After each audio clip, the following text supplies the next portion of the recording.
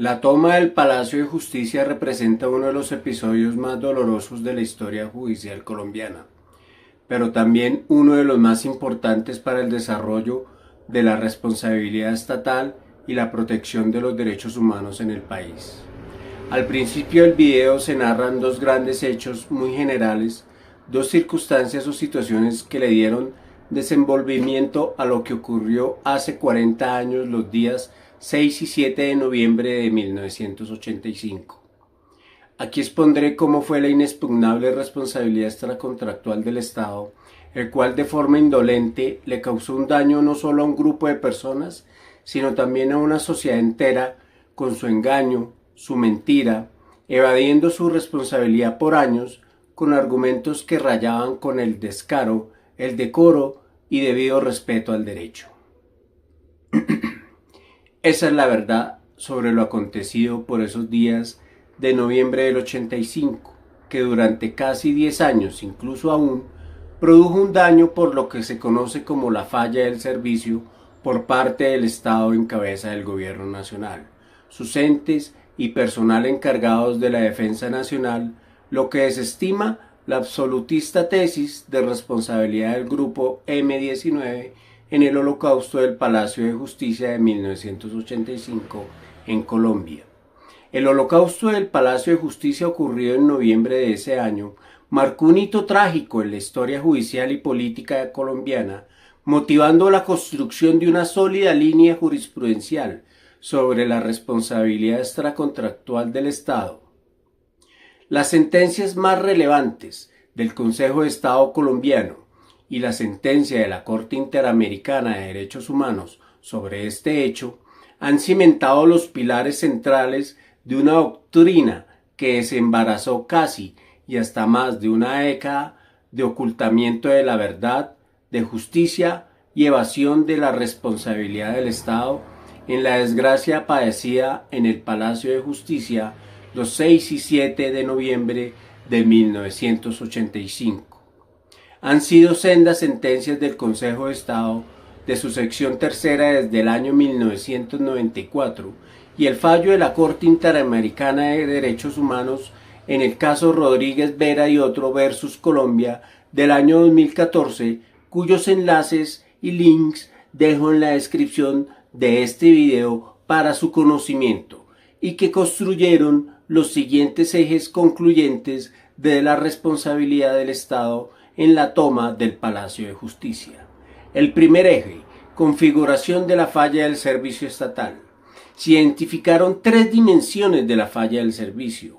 Una, la falla por omisión, esto es, la inobservancia y retiro inexplicable de medidas de seguridad y protección del Palacio y sus funcionarios, pese a las amenazas previas conocidas y del inminente atentado a una gran institución nacional.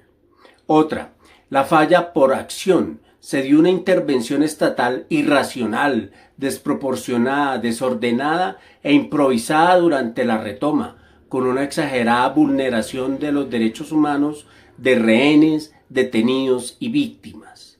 Y otra, una falla por manejo posterior irregular, la cual ocurrió con la gestión deficiente y oscura de las consecuencias inmediatas, como el manejo de cadáveres, personas desaparecidas y sobre todo de los retenidos, que debían ser judicializados.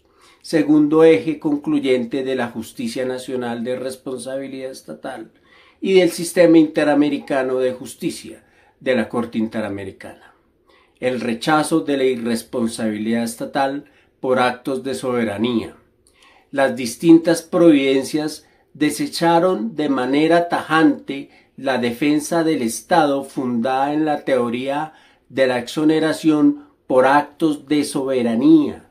Se desarrolló judicialmente que en un Estado social de derecho no puede ampararse el poder público en la soberanía para justificar violaciones graves a los derechos humanos.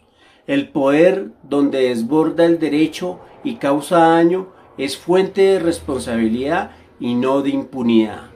Tercer eje, nexo causal y rechazo del hecho del tercero. La doctrina jurisprudencial, itero, de la justicia colombiana e interamericana consideró que la intervención de un tercero, como lo fue el M-19, no rompe el nexo causal si el Estado, mediante acción u omisión, contribuye decisivamente al daño que se produce. El hecho de un tercero solo constituye eximente si es la causa exclusiva y determinante del daño, lo cual no se acreditó en el caso del Holocausto y o toma y retoma del Palacio de Justicia en 1985, dada la conducta estatal concurrente y determinante en las consecuencias lesivas. Cuarto eje, el régimen de responsabilidad aplicable. Es la falla del servicio como título de imputación. La jurisprudencia reafirma que el régimen aplicable es el de la falla del servicio y no del daño especial, pues hubo evidencia suficiente del incumplimiento del deber de protección estatal consagrado constitucionalmente en ese entonces en el artículo 16 de la Constitución del 86, que luego vendría a corearse en el artículo 2 de la Constitución de 1991. Solamente bajo este régimen se fundamentó la imputación de la responsabilidad patrimonial y moral de la nación. Quinto eje, la prueba indiciaria en desapariciones forzadas. Se consolidó la admisión de la prueba indiciaria en desapariciones forzadas ante la ausencia de prueba directa, atendiendo a la naturaleza clandestina y a la destrucción estatal de información en contextos de graves violaciones. Incluso, respecto de presuntos infractores, delincuentes o detenidos, la obligación estatal de custodia, protección y trato digno es reforzada y prevalente. Sexto eje, el impacto social, verdad y reparación.